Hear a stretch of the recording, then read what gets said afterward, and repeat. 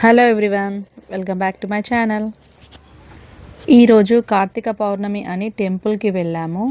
మేము వెళ్ళిన temple కర్మన్ఘట్లోని Hanuman temple. ఈ హనుమాన్ టెంపుల్కి చాలా హిస్టరీ ఉంది. ఈ హనుమాన్ టెంపుల్లో హనుమంతునికి 41 రోజు దీక్ష చేస్తే కోరికలు నెరవేరుతాయని భక్తుల నమ్మకం. అందుకే హైదరాబాద్లో ఉన్న వాళ్ళందరికీ ఈ గుడి అయితే తెలుసు. అందుకనే ఈ గుడి చాలా ఫేమస్. నార్మల్ డేస్లోనే ఈ గుడిలో చాలా భక్తులు వస్తారు. ఇప్పుడు కార్తీక పౌర్ణమి అయ్యేసరికి చూడండి ఎంత మంది భక్తులు ఉన్నారు. మనకి గుడి ఎంట్రన్స్లోనే కోనేరు కనిపిస్తుంది. ఇక్కడ కోనేరులో అయితే అందరూ దీపాలు పెడుతున్నారు. మేము కూడా కోనేరు దగ్గరికి వెళ్ళి ఇక్కడ దీపాలు అయితే పెడుతున్నాము. ముందుగా తమలపాకులు వేసుకొని ముగ్గు వేసుకొని దాంట్లో మనం 365 ఒత్తులు ఉంటాయి కదా, అవి పెట్టేసుకున్నాము. ఆ తర్వాత కోనేరులో దీపాలు వదలడానికి మేమైతే దీపాలని అన్నిటినీ రెడీ చేసుకుంటున్నాము. మేము ఇంకా ఉసిరి దీపాలు కూడా పెట్టాము. గుడిలో దీపాలు దేవుడి ముంగటనే పెట్టాలని ఏం లేదు, మనము ఎక్కడైనా పెట్టవచ్చు. ఇలా పబ్లిక్కి ఏ ప్రాబ్లం లేకుండా మనము జాగ్రత్తగా వాటిని పెట్టుకోవాలి. మేము ఇక్కడ కోనేరులోనైతే ఉసిరి దీపాలు ఇంకా 365 ఒత్తులది ఆ దీపము పెట్టుకొని అక్కడ పూజ చేసుకొని ఆ తర్వాత కోనేరులో అయితే దీపాలు కూడా వదిలాము. ఒకవేళ మనము ప్రమిదలు ఇంకా ఒత్తులు ఆయిల్ ఇవేవి తీసుకురాకున్నా కానీ అక్కడైతే చాలామంది అమ్ముతున్నారు. అక్కడ మనం తీసుకొని కూడా పెట్టవచ్చు. మేము అయితే ఇంటి దగ్గర నుంచే తెచ్చుకున్నాము. మాలాగే మీరు కూడా ఇలాగే ఇంటి నుంచే తెచ్చుకోండి, ఎందుకంటే చాలా ప్రైసే ఉంది. ఒకవేళ మనం తీసుకురావడం మర్చిపోయినా కుదరకపోయినా కానీ మనం ఇక్కడైతే కొనుక్కోవచ్చు. ఇక్కడ మేము కోనేరులో వదులుతందుకు అరటివి ఉంటాయి కదా, మేము ఇవి అరటివి మాత్రమే కొన్నాము. ఇవి నూనె ఇంకా ఒత్తులు ఇవన్నీ అయితే ఇంటి దగ్గర నుంచే తెచ్చుకున్నాము. అరటి దాంట్లో కొద్దిగా పసుపు కుంకుమ అవన్నీ వేసి 2 పువ్వొత్తులతో 5 దీపాలు పెట్టి వాటిని వెలిగించుకొని మనము సూర్యునికి హనుమంతునికి అందరి దేవుళ్ళని మనసులో తలుచుకొని హారతి అయితే ఇచ్చేసి ఆ తర్వాత వీటిని మనమైతే కోనేరులో అయితే వదిలేయాలి. మేము కూడా కోనేరులో అయితే వదిలేసాము. కోనేరులో దీపాలు వదిలేసిన తర్వాత మేము దర్శనానికి అయితే బయలుదేరాము. దర్శనానికి వెళ్ళే క్యూ చూస్తే మటుకు చాలా భయమేసింది. ఇప్పుడు ఆ లైన్లో వెళ్ళి ఎప్పుడు బయటికి వస్తామో అని అనుకున్నాము. కానీ సర్లే ఇంత దూరం వచ్చి దర్శనం చేసుకోకపోతే ఎలా అని చెప్పి బయలుదేరాము.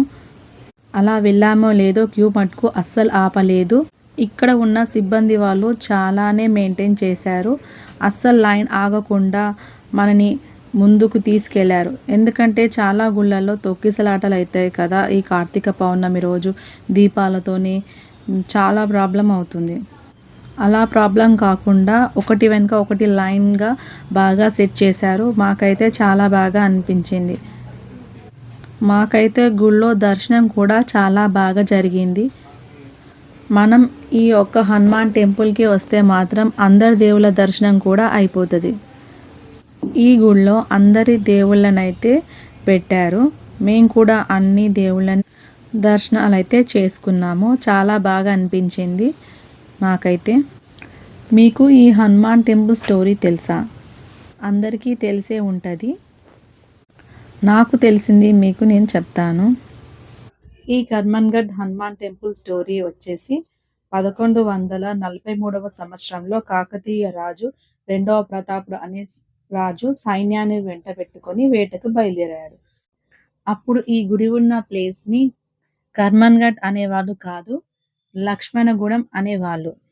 ఆ వేటకి బయలుదేరిన రాజు అలసిపోయి కొద్దిసేపు అక్కడ ఉన్న ఒక చెట్టు కింద కళ్ళు మూసుకొని పడుకొని ఉన్నప్పుడు పక్కన నుంచి ఏదో పులి అరుపులు వినిపించేసరికి లేచి ఆ అరుపులు ఎక్కడి నుంచి వస్తున్నాయని చూస్తూ ఉంటే ఒక చెట్టు లోపల ఏదో సౌండ్స్ వస్తున్నాయని చూసేసరికి ఆ శబ్దాలు వచ్చేసి శ్రీరామ్ శ్రీరామ్ అనే శబ్దాలు విన్నటువంటి ఆ రాజు అక్కడ ఎవరో ఉన్నారని చూసేసరికి అక్కడ ఆ చెట్టు మధ్యలో ధ్యాన రూపంలో ఉన్న ఆంజనేయ స్వామి విగ్రహం కనిపించింది. అప్పుడు ఆ ప్రతాపుడు ఎంతో సంతోషించి, నాకు ఈ ఆంజనేయ స్వామి దర్శన భాగ్యం దక్కిందని ఎంతో సంతోషించి, ఆ విగ్రహానికి పూజలైతే చేసుకొని రాజు వాళ్ళ కోటకైతే వెళ్ళిపోయాడు.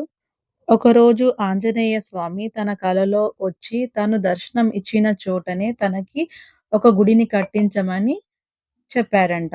తన కలలో ఆంజనేయ స్వామి దర్శనం ఇచ్చి ఇలా కోరాడని అందరికీ చెప్పి, ఒక మంచి రోజు చూసుకొని అద్భుతంగా గుడినైతే కట్టారు.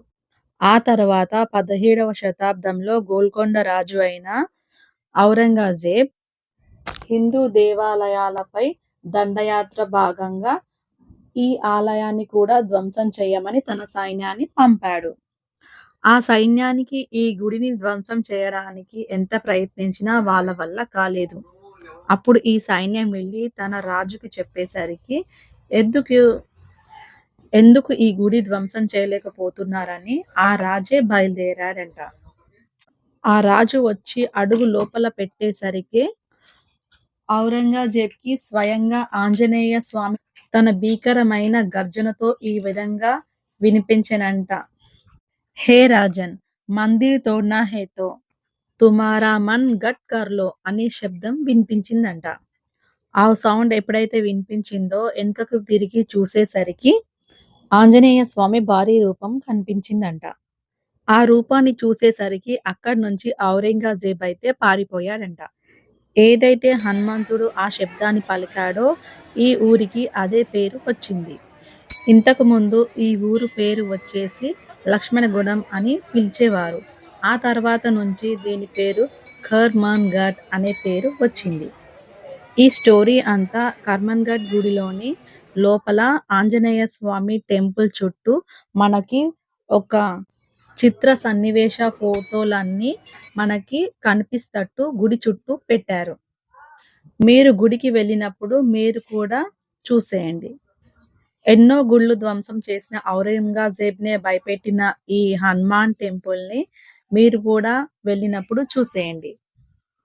నేను చెప్పిన స్టోరీ మీకు నచ్చినట్టయితే please do like, share and subscribe to my channel Prashanti Krishna. Please support my channel. నేను చెప్పిన గుడి స్టోరీ మీకు కూడా ముందే తెలిస్తే, మీకు ఇంకేమైనా తెలిస్తే నాకు చెప్పండి. కామెంట్ రూపంలో మీరు కామెంట్ చేయండి. Thank you for watching.